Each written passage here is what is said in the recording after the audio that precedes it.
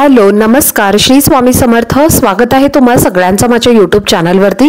आजचा दिवस तुम्हा सर्वांना खूप छान सुखाचा आणि आनंदाचा जाऊ देत हीच मी स्वामींच्या चरणी प्रार्थना करते आणि आजच्या व्हिडिओला सुरुवात करते। पण त्या अगोदर तुम्ही माझ्या चॅनलवरती जर नवीन असाल तर चॅनलला सबस्क्राइब नक्की करा। त्याचबरोबर कमेंटमध्ये श्री स्वामी समर्थ लिहायला अजिबात विसरू नका। आज 10 मार्च वार आहे रविवार आणि आज आलेली आहे दर्श अमावस्या। आपल्या हिंदू धर्मामध्ये अमावस्या पौर्णिमा या तिथींना विशेष महत्त्व असतं।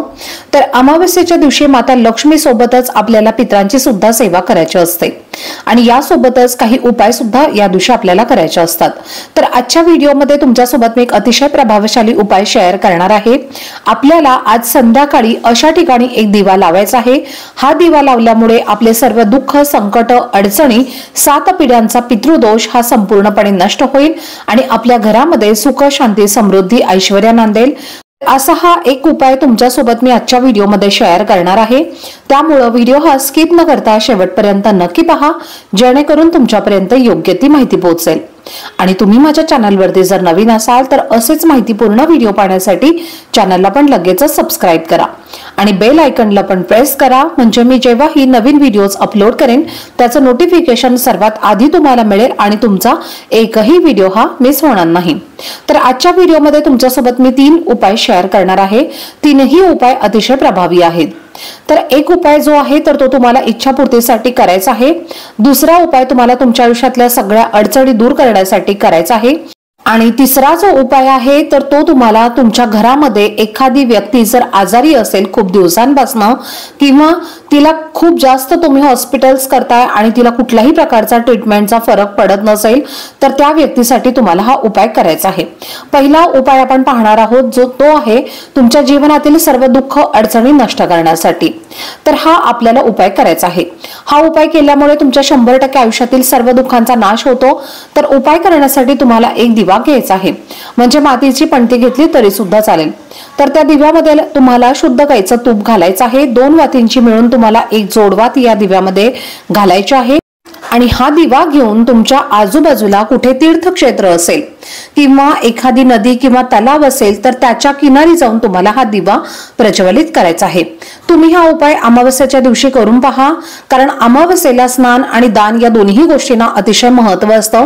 तर आजच्या दिवशी पवित्र गंगेवरती स्नान केलं जातं आणि दीपदान सुद्धा केलं जातं। तर आपण एक दीपदान जर अशा पद्धतीने केलं तर पितृ हे आपल्यावरती प्रसन्न होतात आणि पितरांचा आशीर्वाद आपल्याला प्राप्त होतो। त्यामुळे आपल्यावरती कुठल्याही प्रकारचं दुःख संकट अडचणी या येत नाहीत आणि जर पितृ आपल्यावरती प्रसन्न असतील तर आपल्या घरामध्ये सुद्धा लक्ष्मी ही टिकून राहते। पितृ आपल्यावरती प्रसन्न असतील तर घरामध्ये आजारपण सुद्धा येत नाहीत आणि पितृ जर आपल्यावरती प्रसन्न असतील तर त्या आपल्या जीवनामध्ये अडचणी अशा कुठल्याही प्रकारच्या उरत नाहीत। म्हणूनच आपल्याला पितरांना प्रसन्न करण्यासाठी हा दिवा आवर्जून नदीच्या किनारी किंवा तीर्थक्षेत्री जिथे तुम्हाला शक्य आहे तिथे तुम्हाला हा दिवा लावायचा आहे। आता कधी लावायचा आहे तर हा दिवा तुम्हाला आज संध्याकाळी लावायचा आहे। जी लक्ष्मी येण्याची वेळ असते तर 6 नंतर तुम्हाला हा दिवा लावायचा आहे। रात्री तुम्ही अगदी 9-10 वाजेपर्यंत हा दिवा कधीही लावू शकता। आता बरेच जण बघा आजूबाजूला तुमच्या तीर्थक्षेत्र जवळ नसेल किंवा खूप दूर असेल आणि रात्री जाणं तुम्हाला तिथं जर शक्य नसेल तर तुम्हाला काय करायचं आहे, अशा वेळेला तुम्हाला हा दिवा प्रज्वलित करून घ्यायचा आहे आणि तुमच्या घरामध्ये जिथे तुमचं पिण्याचं पाणी तुम्ही ठेवता, मग तो माठ असेल फिल्टर असेल हंडा असेल तर तिथे तुम्हाला हा दिवा लावायचा आहे। दिवा लावताना या दिव्याची वात जी आहे तर ती तुम्हाला दक्षिण दिशेकडे करायची आहे, कारण दक्षिण दिशा ही पितरांची दिशा मानली जाते आणि म्हणूनच पितरांना प्रसन्न करून घेण्यासाठी आपल्या घरामध्ये सुद्धा तुम्ही हा दिवा लावू शकता।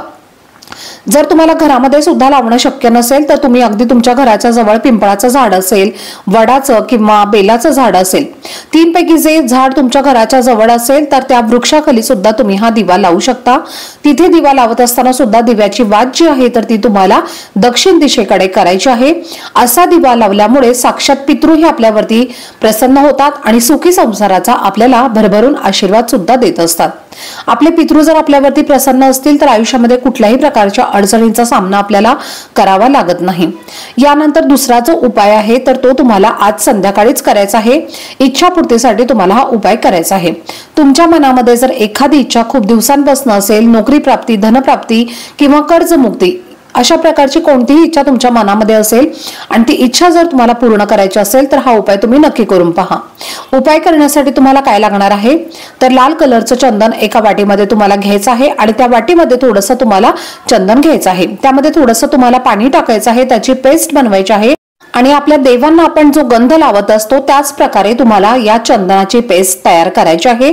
आणि हा जो गंध आहे तर तो तुम्हाला वडाच्या झाडाजवळ घेऊन जायचा आहे। वडाच्या झाडाजवळ गेल्यानंतर चंदनाचे जे 5 टिके आहेत किंवा जे 5 डॉट्स आहेत तर ते तुम्हाला याच्यावरती लावायचे आहेत, वडाच्या झाडाला लावायचे आहेत। मग तुम्ही खोडावरती सुद्धा देऊ शकता किंवा वडाच्या पानावरती सुद्धा देऊ शकता किंवा ज्या फांद्या असतात त्याच्यावरती सुद्धा तुम्ही हे 5 डॉट देऊ शकता। तर अशा पद्धतीने तुम्हाला याचा तिलक जो आहे तर तो या वडाच्या झाडाला लावायचा आहे। यानंतर वडाच्या झाडाला आपल्याला प्रार्थना करायची आहे की ज्या काही तुमच्या इच्छा आहेत तर त्या तुम्हाला व्यक्त करायच्या आहेत। अमावस्येच्या दिवशी तुम्ही हा जर उपाय केला तर नक्कीच तुमच्या इच्छा मनोकामना या पूर्ण होतील। आता यानंतर तिसरा उपाय तुम्हाला करायचा आहे। तुमच्या घरामध्ये जर बाधित व्यक्ती असेल, आजारी व्यक्ती असेल, खूप दिवसांपासून आजारी असेल किंवा घरातली लहान मुलं जर आजारी असतील तर अशा मुलांसाठी तुम्हाला हा उपाय करायचा आहे। थोडंसं तुम्हाला गव्हाचं कणिक मळायचं आहे, या कणकेचा तुम्हाला चौमुखी दिवा तयार करायचा आहे। चौमुखी दिव्यामध्ये तुम्हाला 4 वाती घालायच्या आहेत आणि त्यामध्ये तुम्हाला तेल घालायचं आहे। तेल घातल्यानंतर चिमूटभर काळे तीळ तुम्हाला या दिव्यामध्ये टाकायचे आहेत आणि हा दिवा तुम्हाला प्रज्वलित करायचा आहे। एका प्लेटमध्ये तुम्हाला हा दिवा ठेवायचा आहे आणि तुमच्या घरातील जी आजारी व्यक्ती आहे त्या व्यक्तीवरनं तुम्हाला हा दिवा ओवाळून घ्यायचा आहे। ओवाळून कसा घ्यायचा आहे तर क्लॉकवाईज, म्हणजे ज्या पद्धतीने घड्याळाचा काटा फिरतो किंवा ज्या पद्धतीने आपण औक्षण करतो त्याच पद्धतीने तुम्हाला त्या व्यक्तीवरनं ओवाळून घ्यायचा आहे। फक्त डोक्यापासून खाली पायापर्यंत अशा पद्धतीने तुम्हाला हा 9 वेळेला ओवाळून घ्यायचा आहे। यानंतर हा दिवा घेऊन तुम्हाला पिंपळाच्या वृक्षाखाली जायचं आहे आणि तिथे तुम्हाला हा दिवा ठेवून द्यायचा आहे। जर तुमच्या घराच्या आजूबाजूला पिंपळाचं वृक्ष नसेल तर घराच्या मुख्य दरवाजावरती म्हणजे बाहेर घरामध्ये जिथे आपण प्रवेश करतो तर त्याच्या उजव्या साईडला तुम्हाला हा दिवा ठेवला तरी सुद्धा चालेल। तर चला, झालेली सेवा ही मी स्वामी महाराजांच्या चरणी रुजू करते। आजचा व्हिडिओ जर तुम्हाला आवडला असेल तर व्हिडिओला जास्तीत जास्त लाईक, शेअर आणि चॅनलला सबस्क्राईब नक्की करा। भेटूयात पुढच्या व्हिडिओमध्ये, तोपर्यंत सर्वांना श्री स्वामी समर्थ।